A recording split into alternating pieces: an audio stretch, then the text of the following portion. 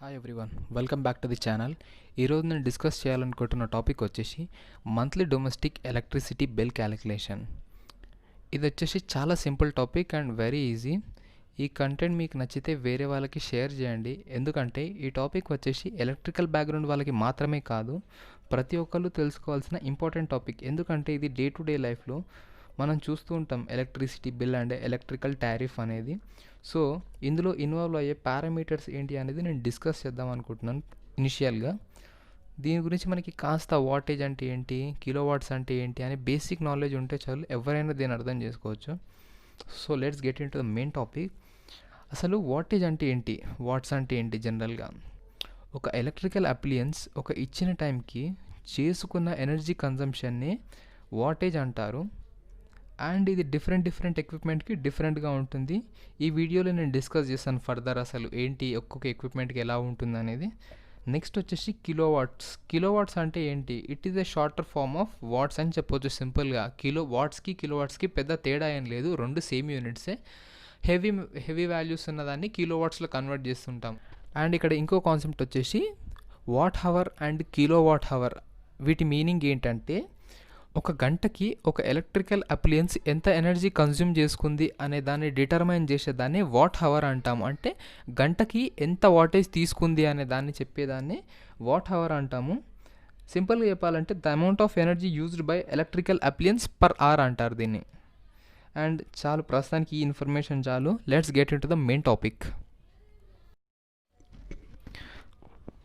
So ఇక్కడ నేను వచ్చేసి డొమెస్టిక్ ఎలక్ట్రిసిటీ బిల్ క్యాలిక్యులేషన్ అంటే ఒక మంత్లీ ఎలక్ట్రిసిటీ బిల్ ఎలా క్యాలిక్యులేట్ చేస్తారనే దాని గురించి ఇప్పుడు నేను డిస్కస్ చేస్తా. అండ్ ఇక్కడ వచ్చేసి పర్టికులర్గా నేను ఒక హౌస్ తీసుకున్నాను అండ్ ఆ ఇంట్లో వచ్చేసి ఎక్విప్మెంట్ ఏమేమి వాడుతున్నారు అనే దాన్ని కూడా ఇక్కడ నేను పర్టికులర్స్లో మెన్షన్ చేశాను. సో ఇక్కడ వచ్చేసి సేఫెల్ బల్బు ఒకటి 60 వాట్వి 6 వాడుతున్నారు అండ్ ఎవ్రీడే కన్జంప్షన్ వచ్చేసి 5 hours ఉంటుంది. సో నెక్స్ట్ వచ్చేసి ఫ్లోరోసెంట్, ఇవి వచ్చేసి ఈచ్ 40 watt, టోటల్ 6 యూనిట్స్ ఉన్నాయి అండ్ వచ్చేసి ఎవ్రీడే 8 hours కన్జంప్షన్. సో ఈ విధంగా నేను fan, TV and 1 HP motor కంప్లీట్గా తీసుకున్నాను. సో ఇందులో టోటల్ వాటేజ్ వచ్చేసి ఎలా క్యాలిక్యులేట్ చేస్తారంటే ఇక్కడ టోటల్ 60 watts ఉన్నాయి, ఈచ్ వచ్చేసి 60 watt అండ్ వచ్చేసి 6 యూనిట్స్ ఉన్నాయి. So 60 × 6 = 360 watts.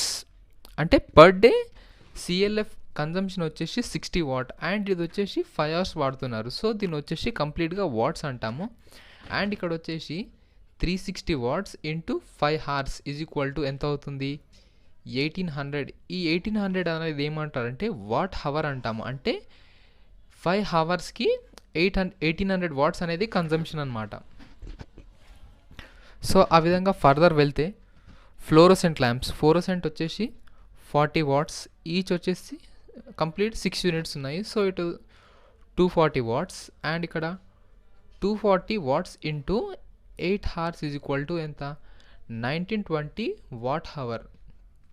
So further next fan వచ్చేసి 70 watts ఈచ్ అండ్ ఇక్కడ వచ్చేసి 5 యూనిట్స్ ఉన్నాయి.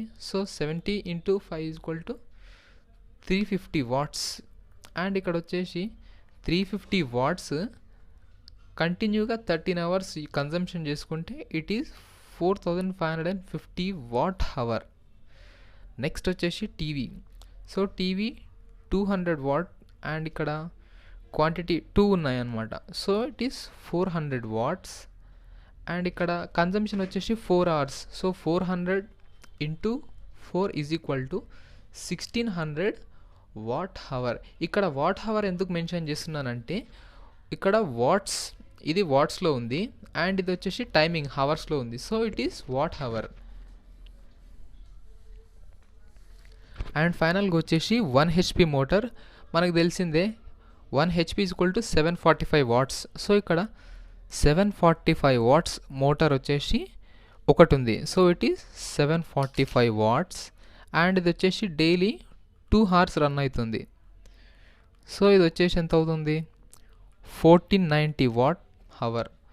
సో ఇక్కడ కంప్లీట్గా ఈ పారామీటర్స్ అన్నిటిని, వచ్చిన పారామీటర్ వాల్యూస్ అన్నిటిని క్యాలిక్యులేట్ చేస్తే ఇది వచ్చేసి 11,360 watt-hour. సో ఇందాక నేను డిస్కస్ చేసినట్టు వాట్స్ని కిలో వాట్స్లోకి కన్వర్ట్ చేయాలంటే డివైడ్ బై 1000.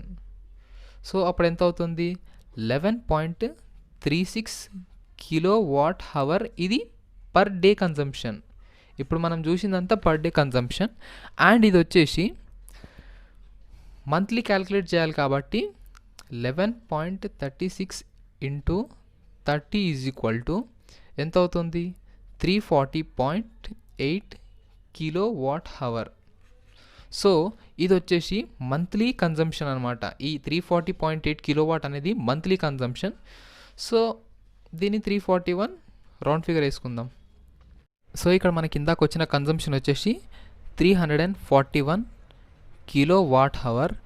అండ్ ఇక్కడ బేసిక్ సింపుల్గా తెలిసిన విషయం ఏంటంటే మనం ఎలక్ట్రిసిటీ బిల్ని యూనిట్స్లో క్యాలిక్యులేట్ చేస్తాం. అంటే ఎన్ని యూనిట్స్ వచ్చినాయనేది క్యాలిక్యులేట్ చేస్తుంటాం, జనరల్గా తెలిసిన విషయం ఇది. అయితే ఇక్కడ 1 kilowatt hour is equal to 1 యూనిట్గా కన్సిడర్ చేస్తాము. అండ్ ఇక్కడ ఒక బేసిక్ ఇంపార్టెంట్ విషయం చెప్పాలి, అదేంటంటే ఎలక్ట్రిసిటీ, ఇక్కడ మన ఎలక్ట్రిసిటీ డిపార్ట్మెంట్ అనేది ఒక్కో కేటగిరీకి ఒక్కో టారిఫ్ అనేది రిలీజ్ చేస్తూ ఉంటారు ఎవ్రీ ఫైనాన్షియల్ ఇయర్. సో మీకు టారిఫ్ అనేది ఎలా ఉంటుంది అనేది ఇక్కడ స్క్రీన్ షాట్లో ఇస్తాను. అండ్ ఇక్కడ వచ్చేసి మనకి 341 కిలో వాట్ అవర్ కన్జ్యూమ్ అయింది. అండ్ ఇక్కడ వచ్చేసి కొన్ని ఉంటాయి టారిఫ్స్. సో పక్కన చూపించిన టారిఫ్ ప్రకారం మన ఎలక్ట్రిసిటీ కన్జంప్షన్ వచ్చేసి 341 కిలో వాట్ అవర్ అంటే 341 యూనిట్స్. అండ్ కేటగిరీ 3 చూసుకుంటే more than 200 units per month అయితే దాన్ని ఎల్టీ కేటగిరీ 1B2 డొమెస్టిక్ అంటారు. అయితే ఇందులో వచ్చేసి టారిఫ్ చూసుకున్నట్టయితే ఫస్ట్ 0 to 200 యూనిట్స్కి వచ్చేసి ఎలక్ట్రిసిటీ బిల్ 5 రూపీస్. నెక్స్ట్ 201 నుంచి 300 యూనిట్స్ మధ్యలో కన్జంప్షన్కి 7.20 రూపీస్. అండ్ ఫైనల్గా 301 నుంచి 400 యూనిట్స్కి మధ్యలో ఎలక్ట్రిసిటీ బిల్ వచ్చేసి 8.50 రూపీస్. అండ్ ఇక్కడ మన ఎలక్ట్రిసిటీ బిల్ కన్జంప్షన్ గురించి ఆలోచిస్తే ఫస్ట్ 200 యూనిట్స్కి ఎంత 5 రూపీస్.